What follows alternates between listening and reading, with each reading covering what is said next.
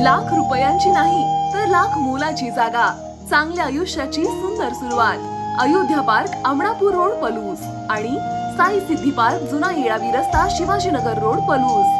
Plot खरेदी आणि plot खरेदीसह बांधकामासाठी नामांकित बँक, वित्तीय संस्था यांच्याकडून कर्ज उपलब्ध। आपली जागा आजच बुक करूयात। संपर्क प्रमोद भुसडे 88 88 08 86 04, किरण निकम 95 79 77 11 77, विनय राजमाने 95 03 41 50 50।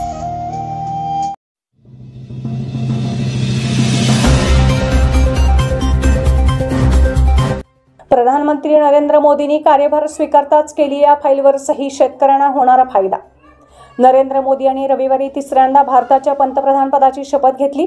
त्यामुळे आता देशात मोदी सरकार 3.0 सुरू झाले आहे। शपथ घेतल्यानंतर मोदी सरकार ॲक्शन मोडमध्ये आले आहे।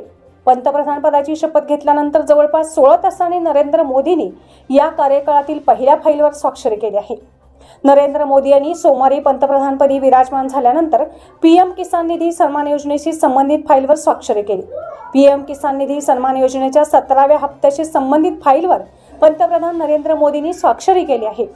या योजनेअंतर्गत जवळपास 20,000 कोटी रुपयांचा निधी दिला जाणार आहे, ज्याचा फायदा देशातील 9.3 कोटी शेतकऱ्यांना होणार आहे। यावेळी आमचे सरकार शेतकऱ्यांच्या कल्याणासाठी पूर्णपणे समर्पित आहे। त्यामुळे स्वाक्षरी करण्यात येणारी पहिली फाईल ही शेतकऱ्यांच्या हिताशी संबंधित असावी हे उचित होते। आगामी काळात शेतकरी आणि कृषी क्षेत्रासाठी अधिकाधिक काम करण्याची आमची इच्छा आहे, असे पंतप्रधान नरेंद्र मोदी यांनी म्हटले आहे। दरम्यान मिळालेल्या माहितीनुसार मोदी मंत्रिमंडळाने रविवारी शपथ घेतल्यानंतर सोमवारी 2 महत्त्वाचे निर्णय घेतले। हे दोन्ही निर्णय प्रधानमंत्री आवास योजनेअंतर्गत घेण्यात आले आहेत।